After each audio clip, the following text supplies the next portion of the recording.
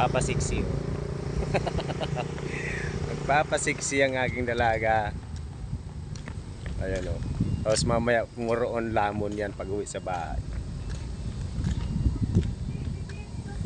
Ganda dito mga kapugi oh. Nakakawalang stress dito. Ayan oh. So hindi pa yan mga kapugi tapos yung ginagawa dito. Tingnan nyo. Andito sa likod ko yung mga bako oh. Tuloy-tuloy yan hanggang dulo yan mga kapugi. Yung ginagawa dito sa tulay na to. Ito yung kabila oh. Papakita ko sa inyo yung kabilang tulay oh. Makapresko pa dito. Ayan oh. Ito papunta to ng ano mga kapugi, City Homes. Ayan. So ngayon lang tayo nakadalaw dito kasi maganda yung panahon. Ayan. Ito yung ano. Oh.